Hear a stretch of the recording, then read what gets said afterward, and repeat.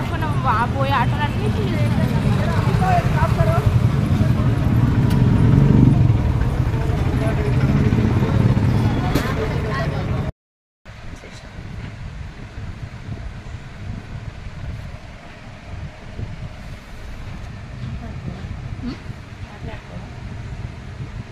బాగుంది.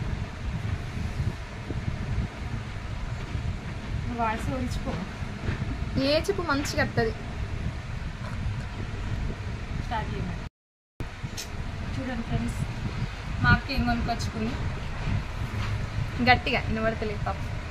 శారీ ఇట్లాంటివి తీసుకుని దానికి బ్లౌజ్ కావాలని మళ్ళీ క్లాత్ తీసుకుంది. శారీ కుట్టుకుంటే అయిపోతుంది. శారీ మంచిగా లేదు. దుబాయ్ వాళ్ళు కట్టుకుంటారు మరి.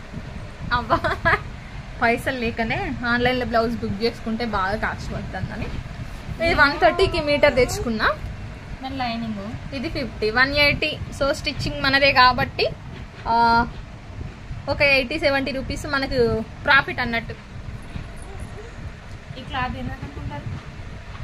నేను చీర కుట్టుకున్నా, అలా మిగిలింది మాకు ఉంచుదామని అనుకుంటే నా చీర నాది స్టైల్గా ఉండాలా, నాకంటే ఎక్కువ స్టైల్ కుట్టుకుంటాను, మీరు ఈ క్లాత్ పట్టుకుంటారు. ఏం చేద్దాం మరి, ఇక ఇవ్వకుండా అయిపో అనిపిస్తుంది ఒక్కొక్కసారి ఇట్లాంటివి చూస్తా అంటే. సొమ్మొక్కటి తీసి ఒక్కొక్కటి అంటే గట్లనే ఉంటుంది మరి. ఇప్పుడు మేము ఇద్దరం వేసుకొని పోతే నేను డల్ కనిపించాలనే కదా ఇది తీసుకున్నది. నేనేమో ప్లెయిన్ సారీ కుట్టుకున్నా, నువ్వే హైలైట్ ఉంటావు. ఇదేమో అందులోకి లైనింగ్. ఇట్లా ఇట్లా వేస్తే ఏమన్నట్టు అర్థం?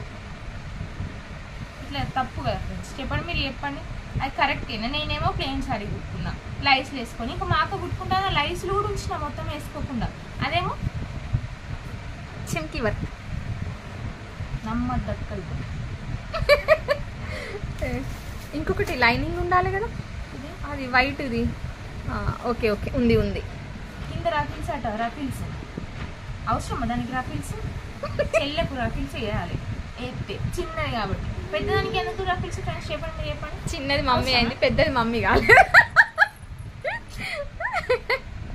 మా బాగా ఎందుకు దుబాయ్కి అయింది రఫిల్స్ కోసం కింద ఇట్లా కుట్టుకుంటారంట. నేనన్నా కుట్టుకోలేదు, క్లాత్ మిగులుతుంది మాకు కానీ ఆపేసిన. అది చూడండి ఇట్లా పట్టుకొచ్చుకుంది, ఇలా మిగిలి తీస్తుంది ఈ వైట్ క్లాత్ లా నెట్లా. అదిగా నేను హట్ అయినా. ఓకే నెక్స్ట్ ఇంకా చూపిస్తావా?